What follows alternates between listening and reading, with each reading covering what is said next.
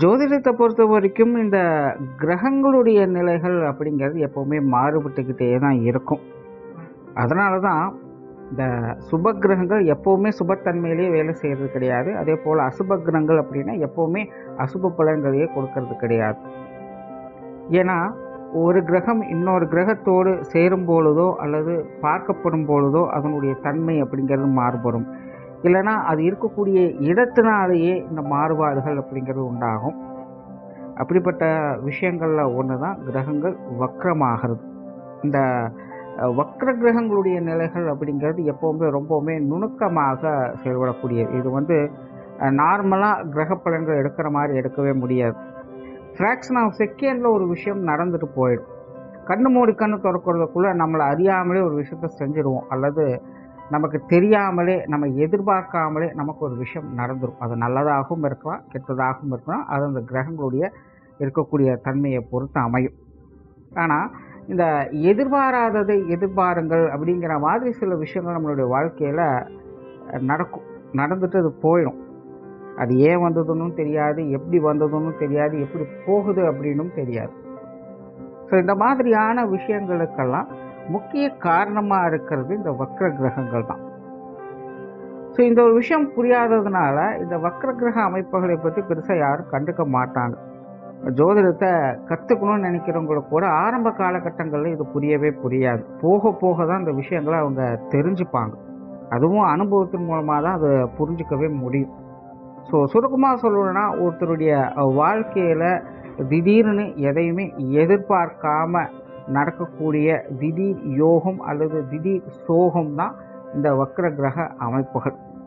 So அப்படி இந்த 2026 ஜூலை மாதத்துலேருந்து நவம்பர் மாதம் வரைக்கும் சனியானவர் வக்ரகதியில் செயல்பட போகிறாங்க. அந்த சனியானவர் இந்த காலகட்டங்களில் மீன ராசியிலே வக்ரகதியில் சஞ்சாரம் செய்வாங்க. சனிக்கு குருவனுடைய பார்வை என்பதும் இருக்குது. அது போக மாத கிரகங்களுடைய பார்வை அப்படிங்கிறதும் இந்த 5 மாதத்துக்குள்ளே வந்து போகும். ஸோ இந்த அமைப்பானது உங்களுடைய ராசி மற்றும் லக்னத்திற்கு ரெண்டுக்குமே பொருந்தும். இது எப்படி வேலை செய்யும் அப்படிங்கிறத பற்றி தான் பார்க்க போகிறோம்.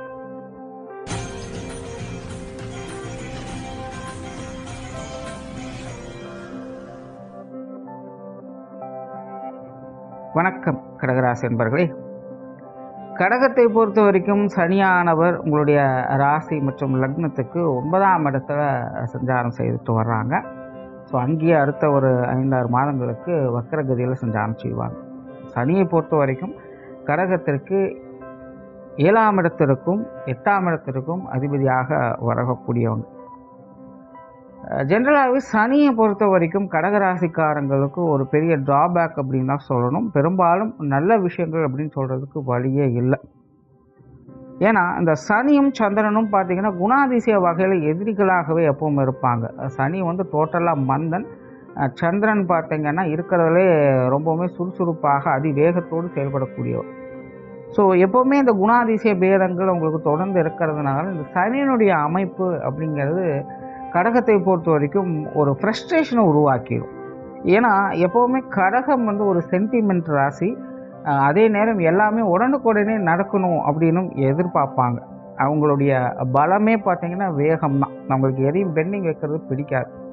உடனுக்குடனே ஒரு விஷயத்தை தெரிஞ்சுக்கணும், உடனுக்குடனே ஒரு விஷயத்தை பகிரணும், உடனுக்குடனே ஒரு காரியத்தை ஆரம்பிச்சிடணும். இப்படி தான் அவங்க எல்லாமே இப்போவே ஆகணும், இப்போவே வேணும் அப்படிங்கிற மாதிரி நகர்ந்து போவாங்க. அது அவங்களுடைய பலமும் கூட. ஆனால் இந்த சனியினுடைய அமைப்பு அப்படி இல்லை. என்ன பண்ணினாலும் அது வேலையே ஆகாது. சனியால் இந்த சலிப்புத்தன்மை அப்படிங்கிறது கடகராசிக்காரங்களுக்கு அதிகரிச்சுக்கிட்டே இருக்கும். ஒரு கட்டத்துக்கு மேலே அந்த சலிப்பு அப்படிங்கிறது உங்களுக்கு ஃப்ரஸ்ட்ரேஷனாக மாற ஆரம்பிச்சிடும். ஸோ மெயினாக பார்த்திங்கன்னா மைண்ட் ரிலேட்டடாக இந்த மைண்ட் கேமிங் அப்படிங்கிறத நடத்தக்கூடியவர் தான் இந்த சனி. அதனால் இந்த பதறிய காரியம் சிதறி போகும் அப்படிங்கிற கான்செப்டில் சனியானவர் எப்போவுமே இந்த கடகராசி கடக லக்னக்காரங்கிட்ட நல்லா விளையாடுவாங்க. அண்ட் இயற்கையாகவே இந்த கடகராசி கடக லக்னக்காரங்கிட்டலாம் பார்த்திங்கன்னா ஒரு வித முரண்பாடுகள் அப்படிங்கிறது இருந்துக்கிட்டே இருக்கும். அதாவது என்ன பேசினாலும் மற்றவங்க அதை கண்டுக்கவே மாட்டாங்க. அவங்க பேசுகிறதே சரி அப்படின்னு அவங்க வாதாடிக்கிட்டே இருப்பாங்க. ஸோ கடகராசிக்காரங்க அவங்க தெரிஞ்சு பேசினாலும் சரி, தெரியாமல் பேசினாலும் சரி, மற்றவங்க அவங்களுடைய பேச்சுக்கு மதிப்பு கொடுக்கறது அப்படிங்கிறது ரொம்ப ரொம்ப கம்மி. அதாவது அவங்க சொல்கிறது தான் நம்ம கேட்டாகணும் அப்படிங்கிற மாதிரி தான் மற்றவங்க இருப்பாங்க. நம்ம என்ன சொன்னாலும் மற்றவங்க கேட்டுக்கிறதோ இல்லை ஆமோதிக்கிறதோ அப்படிங்கிற விஷயங்கள் அப்படிங்கிறது கடகராசிக்காரங்களுக்கு ரொம்ப ரொம்ப கம்மியாக தான் அது வேலை செய்யும். ஸோ இந்த மாதிரியான விஷயங்களுக்கெல்லாம் முக்கிய காரணமாக இருக்கிறது இந்த சனி தான். அதனால தான் இந்த அஷ்டமச்சனி காலத்தில் கடகராசிக்காரங்களுக்கு நிறைய எதிர்ப்புகள் அப்படிங்கிறது உண்டாகும். நண்பர்களாக இருந்தவங்கள கூட எதிரிகளாக பார்க்க வேண்டிய சூழ்நிலை, அல்லது கொஞ்சம் பிரிஞ்சு இருக்க வேண்டிய நிலைகள் அப்படிங்கிறது இருந்திருக்கலாம். ஸோ ரொம்ப பழகினவங்க கூட இக்கட்டான சூழ்நிலைகளில் பக்கத்தில் இல்லாத ஒரு சோகம், கோபம் அப்படிங்கிற விஷயங்கள்லாம் இந்த அஷ்டமச்சனி காலத்தில் அவங்க பார்த்துட்டு வந்திருப்பாங்க. ஈவன் அஷ்டமச்சனி முடிஞ்சும் கூட நிறைய கடகராசி கடக லக்னக்காரங்க இந்த விஷயங்களுடைய சாயல்கள் இன்னும் பார்த்துக்கிட்டு தான் வர்றாங்க. ஸோ இப்படிப்பட்ட சூழ்நிலையில் இப்போ சனி வக்ரகதி அடையிறது அப்படிங்கிறது கடகராசியை பொறுத்த வரைக்கும் ரொம்ப ரொம்ப உன்னிப்பாக கவனிக்க வேண்டிய ஒரு காலகட்டம் அப்படின்னு சொல்லலாம். முன்னாடியே சொன்ன மாதிரி இந்த வக்ர காலகட்டம் அப்படிங்கிறது மீண்டும் பழைய விஷயங்களை கிளறக்கூடிய அமைப்புகள் இருக்குது. அதுவும் கடகத்தை பொறுத்த வரைக்கும் இப்போ 9ஆம் இடத்துலேருந்து வக்ரகதி நடக்கிறதுனால மீண்டும் பழைய பிரச்சனைகள் தலையெடுப்பதற்கு வாய்ப்புகள் இருக்குது. உடனே நீங்களாகவே வாலண்டியராக போய் பழைய பிரச்சனைகளை கிளறலாம், இல்லை உங்களுக்கு அந்த பிரச்சனைகளை கிளறக்கூடிய சூழ்நிலைகளை அது உண்டாக்கலாம். ஸோ எப்படி பார்த்தாலும் இந்த கடகராசி கடக லக்னக்காரங்க மீண்டும் பழைய பஞ்சாங்கம் அப்படின்னு சொல்கிற மாதிரி உங்களுடைய முடிஞ்சு போன பழைய விஷயங்களை அல்லது பெண்டிங்கில் இருக்கக்கூடிய விஷயங்களை தான் கிளறிட்டு வருவீங்க. அதில் சில கலகங்கள் அப்படிங்கிறது ஏற்படும். ரொம்ப ரொம்ப பொறுமையாக நிதானமாக கவனமாக கையாள வேண்டிய ஒரு காலகட்டம். நீங்கள் திரும்பவும் பழைய விஷயங்களை எடுக்கிறீங்க அப்படிங்கிறது பிரச்சனையே கிடையாது. ஆனால் அதுக்கு எடுத்தவங்க ரிசல்ட்டை எதிர்பார்க்க முடியாது. அது பல காலங்கள் ஆகலாம். இன்னொன்று, ஜோதிடத்தில் இந்த வக்ர காலகட்டங்களில் ஏதாவது ஒரு பிரச்சனைகளில் சிக்கிறாங்க அப்படின்னா அதுக்கு சொல்யூஷன் அப்படிங்கிறது அவ்வளோ சீக்கிரம் கிடைக்கிறது இல்லை. ஜவ்வளுப்பாக இழுத்துட்டு போகும். ஒரு கட்டத்துக்கு மேலே பிரச்சனை என்னங்கிறதே மறந்து போயிடும். அந்த அளவுக்கு கால நேரங்கள் அப்படிங்கிறது ஜவ்வளுப்பாக இழுக்கப்படலாம். ஸோ நீங்கள் பழைய விஷயங்களை திரும்பவும் ஆரம்பிக்கிறீங்க, ஒரு பிரச்சனைகளை மீண்டும் தொடர்ந்து சொல்யூஷன் எதிர்பார்க்குறீங்க அப்படின்னா அது வேறு பிரச்சனை, அது கூட ஓகே அப்படின்னு சொல்லலாம். ஆனால் புதுசாக எதையும் பிரச்சனையும் உண்டாக்கிறாதீங்க. மெயினாக இது கடகராசிக்காரங்க கவனிக்க வேண்டியது. ஸோ பழைய பிரச்சனைகள் மீண்டும் பிரச்சனை ஆகுது அப்படின்னா அது பிரச்சனையே இல்லை. அது எப்படியோ ஏதோ ஒரு வகையில் ஏதோ ஒரு இடத்துல போய் முட்டிட்டு நின்றுடும் அப்படின்னு கூட சொல்லலாம். ஆனால் புதுசாக ஏதாவது பிரச்சனைகளை ஆரம்பிச்சிட்டிங்க அப்படின்னா அது ஒரு தொடர்கதியாக மாற ஆரம்பிச்சிடும். அதனால் கடகராசிக்காரங்க இந்த காலகட்டங்களில் கொஞ்சம் கவனமாக இருங்க. கெரியர் ரிலேட்டடாக பார்த்திங்கன்னா இந்த அமைப்புகள் ஓரளவுக்கு கொஞ்சம் நல்ல விதமாக வேலை செய்யுது அப்படின்னு சொல்லலாம். ஏற்கனவே வேலை இழந்தவங்களுக்கு புதிய வேலை வாய்ப்புகள் கிடைக்கிறது, அல்லது சிலர்லாம் பார்த்திங்கன்னா பழைய இடத்த விட்டு புதிய இடம் நகர்ந்துருப்பாங்க. ஆனால் புதுசாக அவங்களுக்கு போன இடம் பெருசாக பிடிக்காது, பழசே பரவாயில்ல, அந்த இடமே திரும்ப கிடைச்சா நல்லாயிருக்கும் அப்படின்னு யோசிக்கிறவங்களுக்கெல்லாம் இந்த காலகட்டங்களில் அதுக்கான வாய்ப்புகள் இருக்கும். அதே போல் புதிய வேலை வாய்ப்புகள் அப்படிங்கிறது கூட உங்களுக்கு கொஞ்சம் நல்ல விதமாக அமையும். கொஞ்சம் இழுபறியாக இருக்கும், கொஞ்சம் பொறுமையாக தான் விஷயங்களை டீல் பண்ணி ஆகணும். பட் இந்த வேலை வாய்ப்பு சார்ந்த விஷயங்கள்லாம் சில நன்மைகள் அப்படிங்கிறது அவங்களுக்கு உண்டாகுது. ஆனால் பொருளாதார விஷயங்களில் கடகராசிக்காரன் கொஞ்சம் கவனமாக இருங்க. ஏன்னா சனியினுடைய இந்த வக்கர காலகட்டங்களில் உங்களுடைய நிதி நிலைமைகளில் கொஞ்சம் சங்கடத்தை இது ஏற்படுத்தவே செய்யும். ஆல்ரெடி பார்த்திங்கன்னா கடகராசிக்காரங்களுக்கு இந்த பொருளாதார விஷயங்கள் அப்படிங்கிறது ஒரு பக்கம் வரவுகள் இருந்தாலும் இன்னொரு பக்கம் ஒரு மனநிறைவான விஷயங்கள் இல்லாமல் எவ்வளவு சம்பாதிச்சாலும் இது என்ன அப்படின்னு ஒரு சலிப்பு தட்டக்கூடிய விஷயங்களாக தான் உங்களுக்கு போய்கிட்டு இருக்குது. அது இன்னும் நிறைய பேருக்கு பார்த்திங்கன்னா இந்த கடன் சார்ந்த பிரச்சனைகள் அப்படிங்கிறதெல்லாம் கூட ஏற்பட்டு மெயின்டைன் பண்ணிக்கிட்டு இருக்காங்க. அதனால் நிம்மதி இல்லை அப்படிங்கிற ஒரு சூழல் போய்கிட்டு இருக்கும். ஸோ அந்த மாதிரியான விஷயங்களில் அழுத்தம் தரக்கூடிய அமைப்புகள் அப்படிங்கிற இந்த காலகட்டங்கள் உண்டாகும். மேற்கொண்டு கடன்களை வாங்குறதை இந்த காலகட்டங்களில் அவாய்ட் பண்ணிக்கோங்க. முடிஞ்ச அளவுக்கு இந்த கொடுக்கல் வாங்குற விஷயங்கள், கடன் சார்ந்த விஷயங்கள்லாம் கொஞ்சம் அனுசரணையாக இருப்பதே நல்லது. அதாவது பழைய விஷயங்களை செட்டில் பண்ணுறீங்க அப்படின்னா அது ஓகே தான், அது வேறு விஷயம், எந்த பிரச்சனையும் இல்லை. ஆனால் புதுசாக ஏதாவது ட்ரை பண்ணுறீங்க அப்படின்னா இந்த காலகட்டங்களில் கொஞ்சம் பார்த்து பண்ணவே செய்யுங்க.